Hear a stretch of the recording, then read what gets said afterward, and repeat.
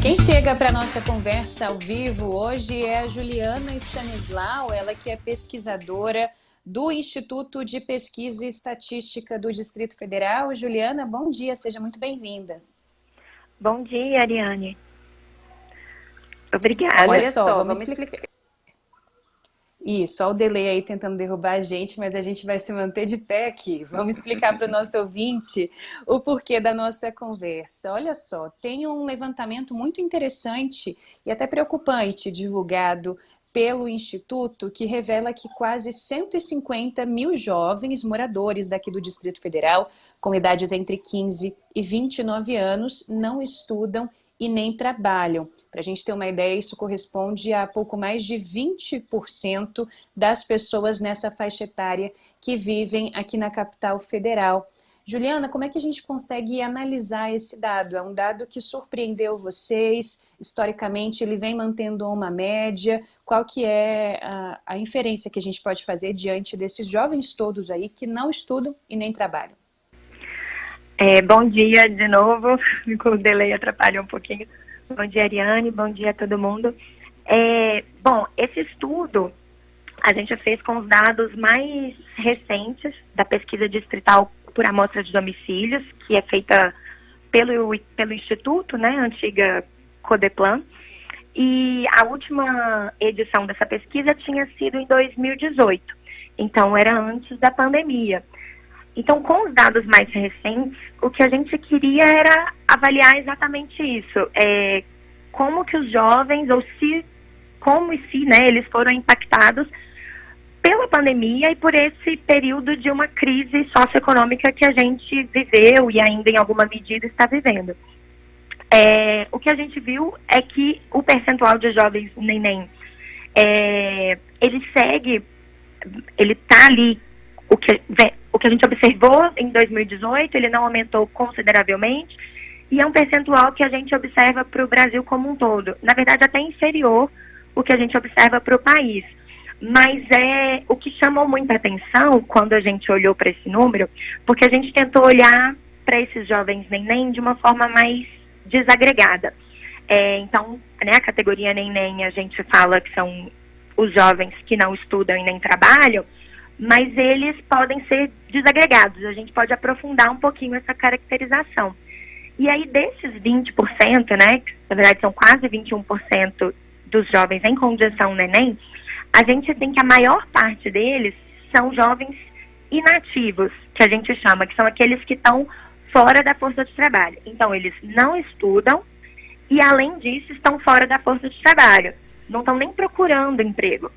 E os outros 6% são aqueles que a gente chama de desempregado. Eles, de fato, não estudam, estão desempregados, mas estão na força de trabalho, estão procurando trabalho. Então, você vê que os inativos são a maior parte. Isso é um pouco preocupante, de alguma maneira, porque, sim, podem ter jovens aí que não estão à idade de trabalhar, mas pode ter jovem que desistiu de procurar emprego, né? Entrou numa condição que a gente chama até do desalento, que ele desiste de procurar exatamente por não ver perspectiva, por não ver oportunidades. Então, isso é um ponto de atenção. A gente não tinha investigado esse número antes e vimos agora nessa pesquisa. Juliana, bom dia, obrigado pela sua companhia aqui com a gente no Nova Manhã Brasília de hoje, Diego Amorim aqui falando. A gente sabe que Brasília é uma cidade, digamos assim, diferenciada na comparação com boa parte das capitais brasileiras. A gente tem aqui a maior renda per capita do país, a gente tem uma gama de funcionalismo público muito significativa que responde aí por quase metade do dinheiro que é circulado no Distrito Federal, na economia local.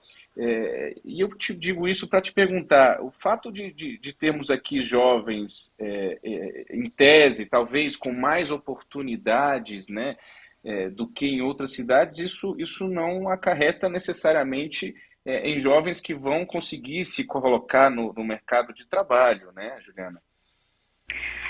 Bom dia, Diego. É isso.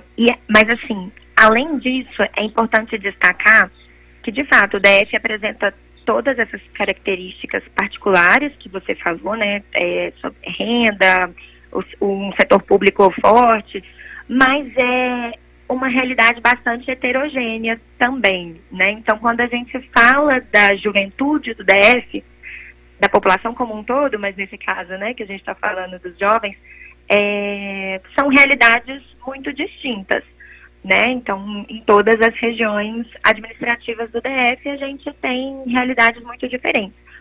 Então, a gente vai ter jovens que não vão ter acesso a todas essas oportunidades, né? Então, a gente viu que tem, quando a gente olha os dados por região administrativa ou até mesmo por nível de renda, por classe socioeconômica, a gente vê como é diferente, né? A frequência à escola, a inserção no mercado de trabalho. A gente vê que à medida que a renda diminui, esses jovens estão menos inseridos, né, no ensino, nas redes de ensino, e assim como no mercado de trabalho. Então, a gente tem uma realidade bastante heterogênea. Esse é um ponto. E, além disso, voltando na sua pergunta, né, apesar de ter todas, enfim, essas oportunidades e condições que talvez de fato sejam diferentes de outras regiões do país, são condições que talvez são necessárias, mas não sejam suficientes, né, para a gente garantir aí uma trajetória de vida, enfim, de sucesso e de trabalho, e de permanência, né, no trabalho e nos estudos para esse jovem. Não é suficiente porque a gente precisa, claro, que a gente tenha crescimento econômico, que a gente tenha oportunidades para esses jovens serem inseridos. A gente precisa que as famílias dele também estejam em boas condições de vida, não apenas os jovens, né? Porque se as famílias têm uma renda, se elas têm condição ali de manter esse jovem estudando, ele não sai da escola, ele não precisa sair para trabalhar um pouco antes do esperado no ciclo de vida. Então, assim, são várias outras condições que, de fato, precisam existir, né? E não apenas essas que você listou aí. Juliana, agradeço o teu comentário e a tua resposta, porque ele me dá a oportunidade de até explicar melhor a minha pergunta. Obviamente, a gente tem no Distrito Federal realidades de jovens muito distintas. A gente não olha para o jovem da expansão do setor O da mesma forma que a gente olha para o jovem de Sobradinho, para o jovem do Lago Sul. Mas eu pergunto no sentido também da questão geracional. A gente tem muitos jovens com oportunidade e que às vezes terminam o ensino médio, emendam numa faculdade, muitas vezes terminam a faculdade, mas ainda não estão alocados no mercado de trabalho e vão ficando ali na casa dos pais, né? Por diversos motivos, mas muitos porque não tem ainda esse ímpeto, vai chegando os 25, vai chegando os 30 anos e não tem um ímpeto para estudo, para trabalho, para tocar a vida. A gente está numa realidade, enfim, midiática, de redes sociais, assim. A minha pergunta é, vocês percebem também, ao analisar esses números, que existe uma questão aí, talvez de comportamento de uma geração que se antes, com 14, 15, 18, 20 anos, a pessoa já estava pensando no futuro, olhando para frente, hoje já não é tão bem assim? Aí eu estou falando, de fato, claro, dessa parcela da população jovem de Brasília que tem oportunidades, né? Não, entendi o ponto. Diego, de fato, para essa pesquisa, a gente não olhou muito para essa questão comportamental, vamos dizer assim, né? A gente olhou mais para questões estruturais, para de fato um retrato das condições de vida desses jovens, mas não muito explorando essa questão do comportamento. Mas, né, o que outros estudos mostram é que realmente há uma mudança na forma como esses jovens vão passando, né, as etapas do ciclo de vida, assim. Antes a inserção, de fato, no mercado de trabalho, ela acontecia no momento anterior do que acontece hoje, mas porque a gente teve um processo, né, um período de expansão da escolaridade, enfim, e de melhora de vida das próprias famílias, né, um pouco que a gente estava falando antes. Então, assim, se as famílias têm condição de permitir que esses jovens continuem estudando, eles continuam estudando e não necessariamente precisam fazer essa entrada no mercado de trabalho e garantir essa autonomia tão cedo. Mas aí, de fato, é um ponto que pode ser investigado e mais bem explorado, essa questão comportamental mesmo. Se aí, enfim, se aí são questões de desejos, né, ou de preferências desse jovem específico que você está falando, né, que tem as oportunidades e que talvez não se insira porque prefira uma outra forma. Porque, de fato, o mercado de trabalho está mudando, né, as coisas não são mais como eram há 20 anos, as ocupações mudam e mudam de uma forma muito dinâmica, né? Então, tudo isso tem que ser entendido para entender as preferências desse jovem, né? Juliana, agora você falou um pouquinho sobre, rapidamente pincelou qual que seria o perfil então dessas pessoas, em especial aquelas inativas que você citou no começo da entrevista, né? Que não estão estudando e não estão trabalhando, mas também não estão procurando trabalho. Então, realmente estagnadas de alguma forma. A gente tem um perfil que a gente consegue traçar aqui no DF desses jovens neném, são pessoas mais pobres, que vivem em quais regiões, qual que é a faixa etária dentro dessa faixa etária que concentra o maior número de pessoas que não têm ocupação, que não estudam. A gente consegue dizer se são pessoas que já estudaram e pararam, ou têm algum tipo de formação, mas pararam ou nem chegaram a ter formação, mais homens, mais mulheres. Dá para a gente dizer algo sobre isso? Sim, sim, Ariane. A gente, né, procurou caracterizar essa população no estudo até para traçar um perfil e dar elementos, né, para, enfim, para os gestores, para a sociedade. De fato, como eu tinha comentado anteriormente, dentre os jovens neném, a maior parte são esses, né, que estão inativos fora da força de trabalho. A gente também vê que a maior parcela dos jovens neném tem de 18 a 24 anos, porque a gente estudou os jovens de 15 a 29, aqueles que têm de 15 a 17 são a menor proporção, porque nessa faixa é onde geralmente eles estão ali no ensino médio, né? O ensino é gratuito, é obrigatório, então a gente tem muitos jovens estudando, apesar de termos evasão, mas é a faixa onde tem menos jovens neném. E de 25 a 29 já é aquele momento onde eles estão mais inseridos no mercado de trabalho. Muitos já concluíram o ensino superior, então a faixa de 18 a 24 anos é um momento mais crítico dessa transição aí, escola, trabalho, e o maior percentual de jovens nem está aí, são 25% dos jovens de 18 a 24 anos são neném. E aí quando a gente olha no território do DF, né, que você perguntou, você tem as regiões onde eles estão mais concentrados, de fato, são nas regiões administrativas de menor nível de renda, né? E aí a gente tem Sol Nascente e Pôr do Sol, que tem o maior percentual de jovens neném, com mais de 30%.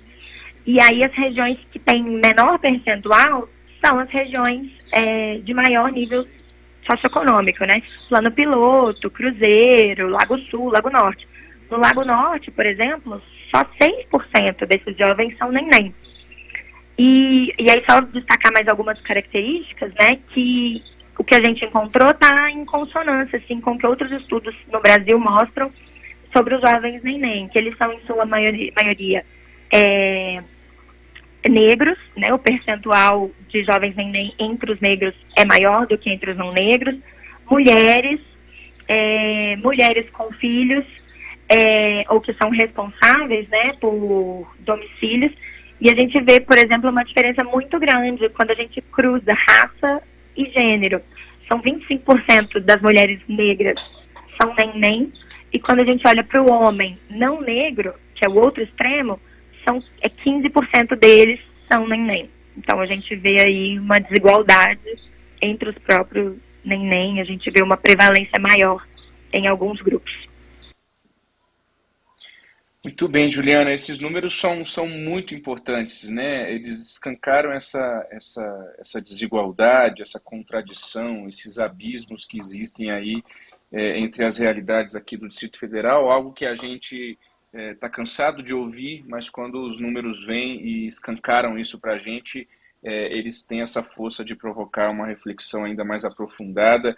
E eu agradeço muito a tua participação com a gente hoje. Espero muito que esses números sejam usados aí pelo governo, o governador Ibanez Rocha, que foi reeleito. É preciso olhar com carinho para esses jovens neném, políticas públicas, incentivos, né, apostas, programas de governo, mas a própria iniciativa privada também precisa analisar esses números e fazer também a sua autocrítica, a sua análise sobre por que a gente tem uma desigualdade tão grande entre jovens que não estudam e não trabalham, às vezes a depender da raça, do gênero, da situação, né? Mães com filhos, né? Imagina a dificuldade que uma jovem dessa tem de se colocar no mercado de trabalho.